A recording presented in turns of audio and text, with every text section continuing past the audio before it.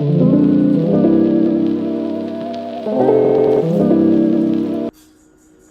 y'all, this video is going to be about your solar plexus chakra and what it is and how you can kind of like unblock that chakra. And we'll get into what that even means because some of you might not know what that means. But so what I will be starting with is the palette actually.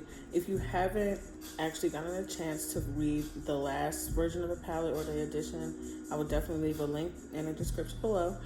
And you can go ahead and check that out. It's not too long because there wasn't a lot going on. But if you would like to input your own content creation, writing, art, whatever you want, feel free to just shoot me like an email or a DM or everything and just submit your art. It's really free to put your work in. I just made it as a platform so I can speak my mind and then put my own art in a magazine. And then so other people, can do that too without having to pay or jump through hoops like other magazines and stuff like that. But definitely hit me up if you would like to, submit some art. But let's get into it. The solar plexus chakra, so what a chakra is in general is kind of energy points in your body that correspond with different glands. So it's kind of like the cross between the physical and the spiritual or the ethereal. But yes, so once those like energy points are like blocked and clogged up and things like that, you can have effects that play out in the physical world as well as like your mental health and your like spiritual health as well, like the soul and everything, whatever you believe in, your energetic self. And I think that's a term that's universal to kind of describe like our higher selves or our like selves in the high up dimension that's connected directly to God or divine or the universe, whatever you call him or her, whatever. But it's usually kind of represented by the color yellow, and it sits right in your kind of like by your sternum or right under your ribs. So we've talked about the root that's at the base of your spine, and then the sacral chakra is kind of like right where your belly button is or a little below it. That's like where your feelings, your creativity, and like just all types of like sensuality and things like that. Right above that is your solar plexus chakra, and that one is the one that's kind of about your confidence, your willpower. It's corresponding with the adrenal glands, so like that's your fight and flight. And it's a lot to do with kind of just tapping into what a lot of people think is like the your ego self, but not like in a bad way. People hear ego and it's like, oh no, we gotta destroy the ego. No, your ego is to make you kind of, I guess you could say, make your ego work for you instead of having the soul work for the ego.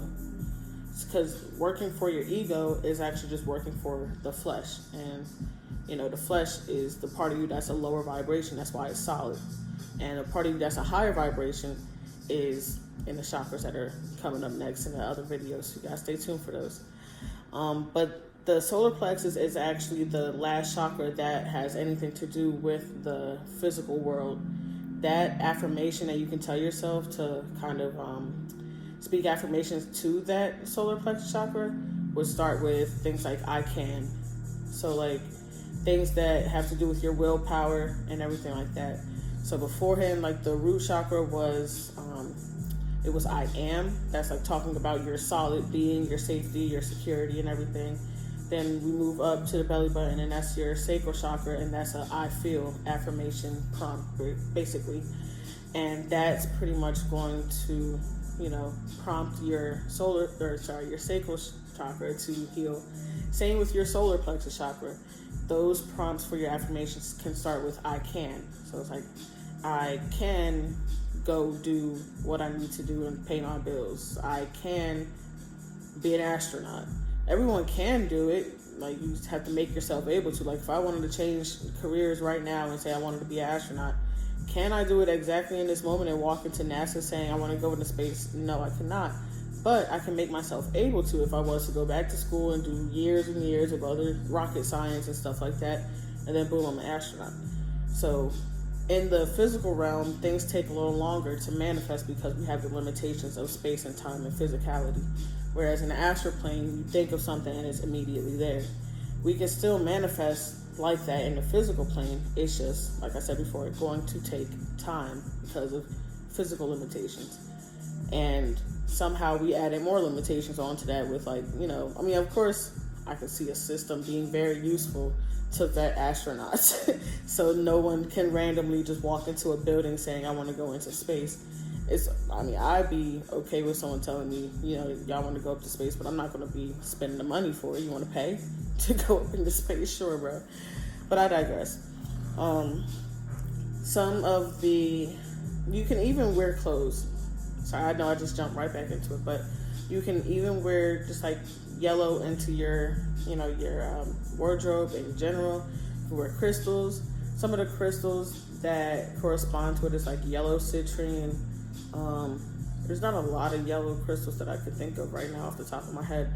A lot of them have real like specific scientific names and stuff. I can't get into it, but you can also look up them. But carnelian, it's kind of a mix between your solar plexus and your sacral plexus, because it's kind of an orangish yellow. So you can get like citrine and everything that's kind of just a yellow crystal to add to your regimen or your altar, or put it somewhere on your clothes or yourself while you go out and everything, to just have the intention of like working on your solar plexus, and then whatever else types of divinity or practice work that you do with your crystals.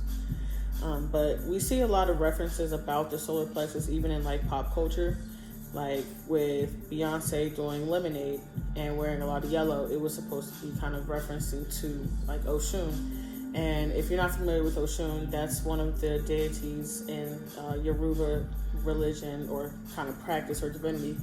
And that's, if you haven't heard of Ifa, that's what that is, Ifa. So Ifa is pretty much like a West African Yoruban practice that worships deities that correspond, or the main 7 deities are called Orishas, and they correspond with your chakras. So the one that correspond with the solar plexus chakra is Oshun. That's the goddess of like beauty, health, sweetness, life, happiness, joy, and things that she's associated with is like honey and bees and yellow and woman and femininity and things like that, because that's what your solar plexus is about mainly. It's about just life, joy, happiness, and I can, and positivity and willpower and things like that. You can also associate like the tarot card, the sun. That's why I got tattooed like XIX, because the sun card is the 19th card in the deck. If you go by the tarot Rider-Waite tarot deck, yeah, you go by that one. It's the 19th card, and that's the sun. And that sun card represents positivity, enlightenment, joy, creativity, etc. But that's pretty much it. If you would like to have any type of other discussions about chakras and have any other questions, feel free to comment, share, like, subscribe, and I'll see y'all